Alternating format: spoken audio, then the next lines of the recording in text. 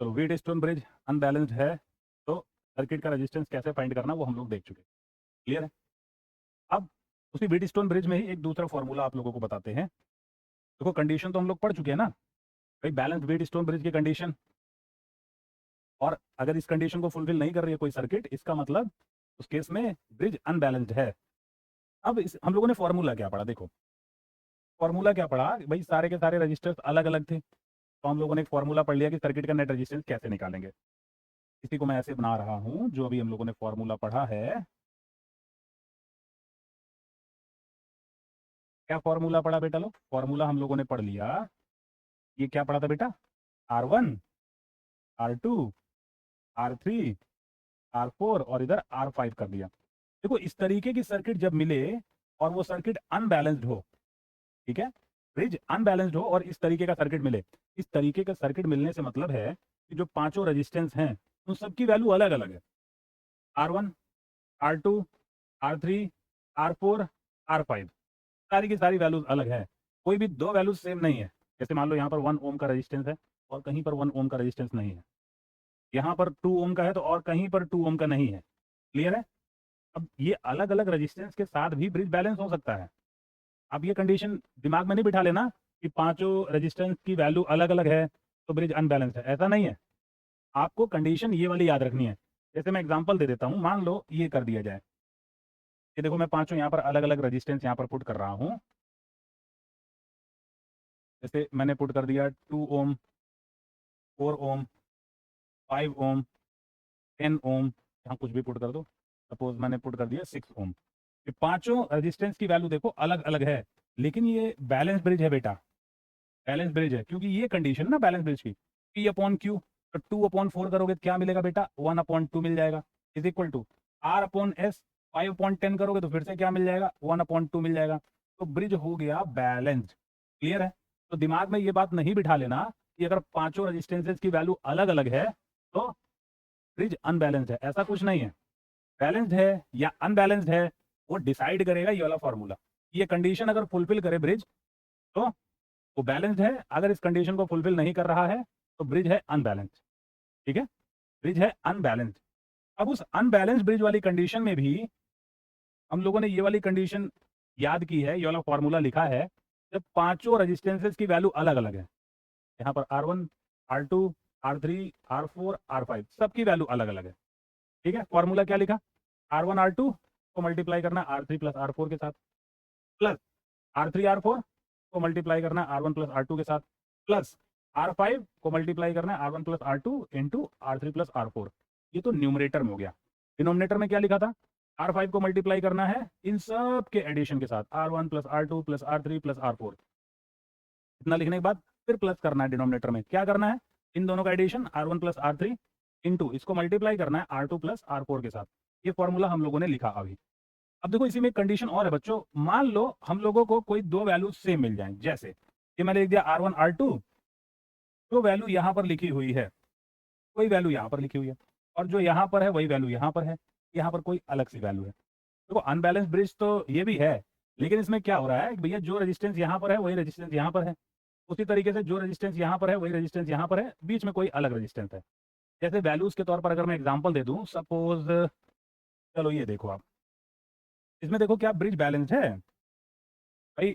P upon Q तो हमको मिला क्या बेटा? 1/2 मिल गया, is equal to R upon S हम लोगों को 2/1 मिल गया। तो ये इक्वल तो नहीं है, ये दोनों रेशियो इक्वल तो नहीं है। इसका मतलब क्या हो गया? ब्रिज है अनबैलेंस्ड।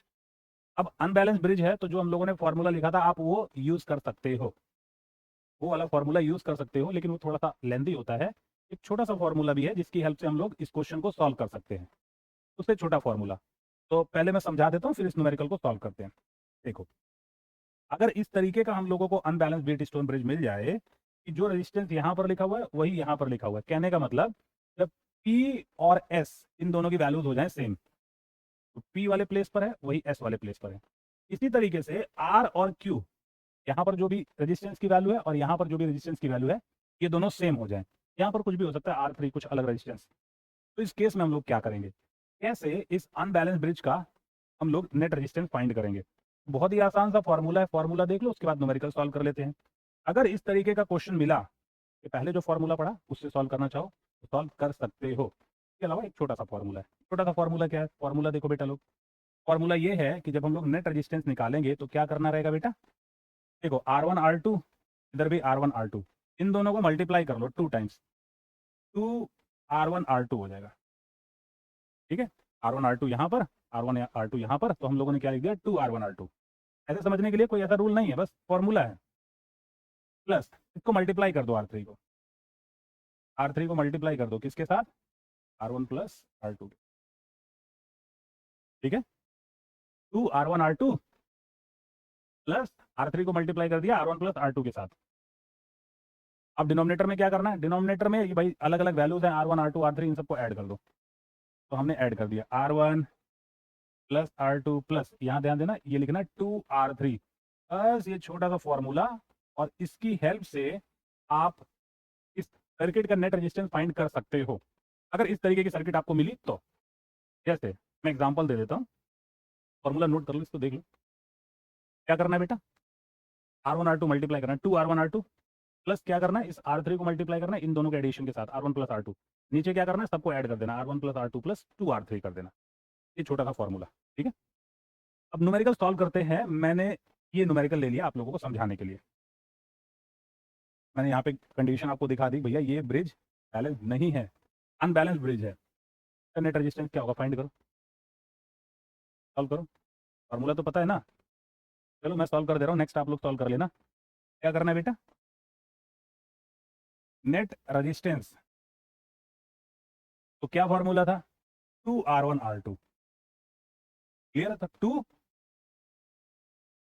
R1 R2, 1 और 2 इनको मल्टीप्लाई करना है, ये मैंने कर दिया। प्लस प्लस क्या था, R3 को मल्टीप्लाई करना था R1 प्लस R2 के साथ, R3 की वैल्यू है 3, को मल्टीप्लाई करना है इन दोनों के एडिशन के साथ, 1 प्लस 2। अपॉन में क्या था, R1 plus R2 plus 2R3, तो R1 plus R2 plus 2R3, इतना ओम, ये हम लोगों का आंसर आ जाएगा। ठीक है, तो यहाँ से क्या हो गया, 2 इंटू 2 ये हो गया 4, प्लस 3 इंटू 3 ये हो गया 9, 3 प्लस 6, नीचे भी क्या हो गया 9। तो हम लोगों को मिला क्या, 13/9, ये वैल्यू आ जाएगी। ये सारी की सारी वैल्यू जो भी हम लिख लें, सब कुछ ओम में ही है बेटा, कुछ ये वैल्यू आ जाएगी 13/9 ओम के बराबर। क्लियर है, 13/9 ओम के बराबर। हाँ, यूनिट लिखनी बेटा, ये सब ओम ही है, ये सब जो भी आंसर आएगा बेटा ये ओम में ही आ रहा है, इतना ओम, इतना ओम, ओम में ही है सब। तो इस तरीके से देखो हम लोग सॉल्व कर सकते हैं। तो फॉर्मूला दोनों याद रखो, जब ब्रिज अनबैलेंस्ड है तो उस केस में ये दोनों फॉर्मूला आपको याद होना चाहिए। अगर इस तरीके वाला अरेंजमेंट मिला तो आपको कम कैलकुलेशन करनी पड़ेगी, और अगर पांचों रेजिस्टेंसेस की वैल्यू अलग अलग हो जाए तो पहले वाला फॉर्मूला आपको यूज करना पड़ेगा, वो थोड़ा सा लेंदी है। फिलहाल फॉर्मूला दोनों याद रखना है।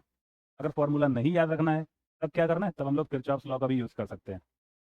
ठीक है, तब यूज कर सकते हैं, लेकिन हर बच्चा नहीं कर पाएगा ना किरचॉफ्स लॉ, ये हर बच्चा नहीं समझता उतने अच्छे तरीके से। समझता भी है, फिर भी कुछ बच्चों को फॉर्मूला ज़्यादा अच्छा लगता है, उनको ये लगता है भाई कोई फॉर्मूला हो उसमें वैल्यू पुट कर दी जाए। तो फॉर्मूला देख लो, वाला रूल जो किरचॉफ लॉ से हम लोग नेट रेजिस्टेंस निकालेंगे उसको बाद में देख लिया जाएगा। ठीक है, इसको देख लो, नोट कर लो।